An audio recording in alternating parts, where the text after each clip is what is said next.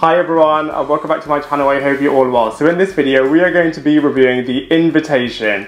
Now when I went into watching this movie I thought it was going to be completely different to what it ended up being. I thought it'd be this really cool and classy murder mystery movie where a group of friends are reunited and one of them is a psycho killer and you kind of have to work out which one it is in a bit of a Cluedo murder mystery type way. Now this movie is completely different. Now whilst there are some aspects of that which are prevalent here in terms of, you know, there are killers within the group, it is very different to being a murder mystery movie because instead this group of friends have reunited and invited their other friends to commit suicide as a group and to transcend altogether. Now, once I watched this movie, I thought, okay, I'm not going to review this movie because I thought it's way too dark to do a YouTube movie review of. But then I was thinking about it, and actually, when you look at it in a completely different way, it's actually a really sad movie because these characters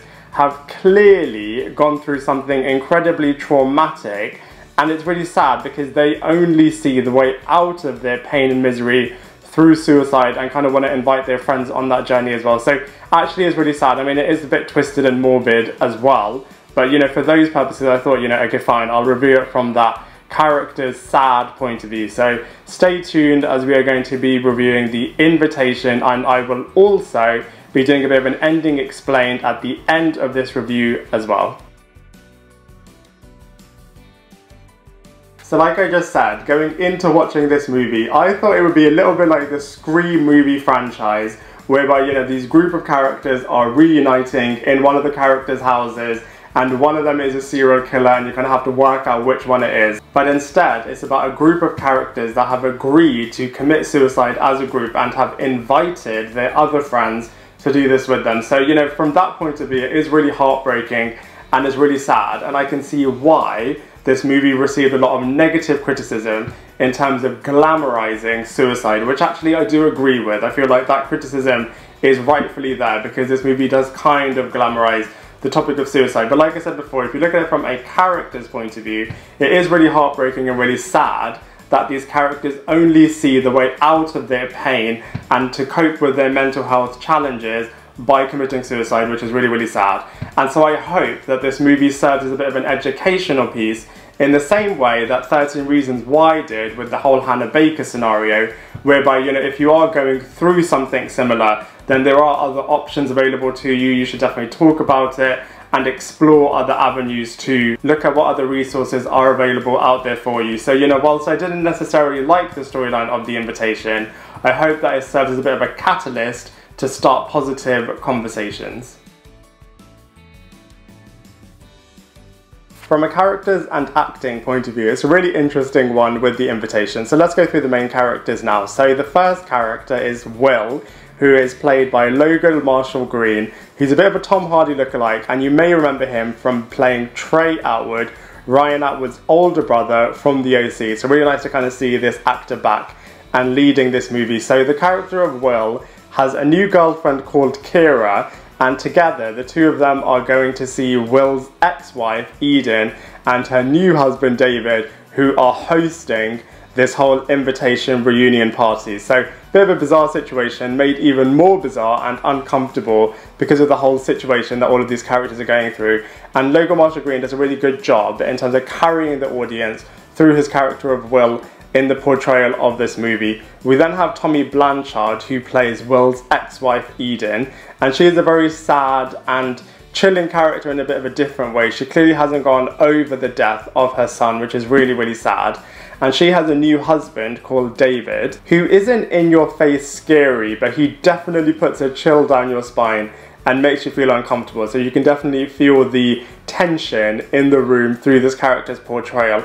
The rest of the characters are either old friends that are reuniting through Eden's party, or are new characters that are from Mexico that have met Eden and David and want to perform this mass suicide. So from a character's point of view, you either feel really sorry for them, or they really do put a chill down your spine and make you feel really uncomfortable. But from an acting point of view, these guys all do a really, really good job.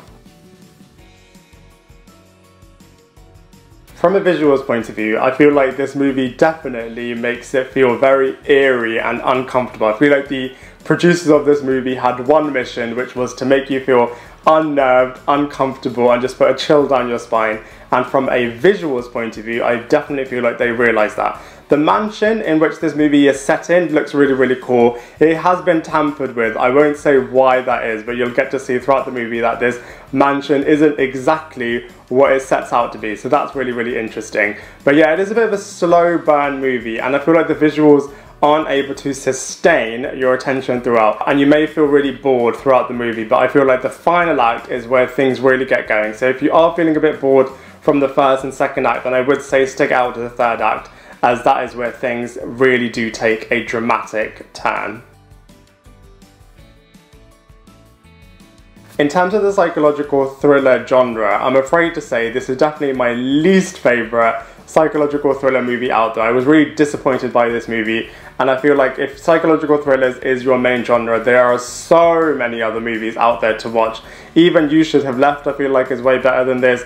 Obsessed is better than this. Secret Obsession is better than this. Scream is better than this. I Know What You Did Last Summer is better than this.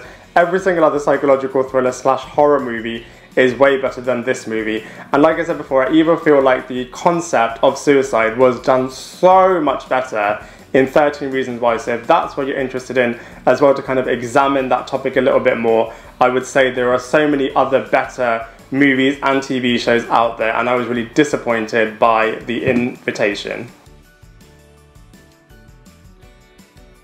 So in the end, it is revealed that The Invitation is a cult for compassionate suicide, where people are thinking that they are going to transcend and leave all of their pain behind.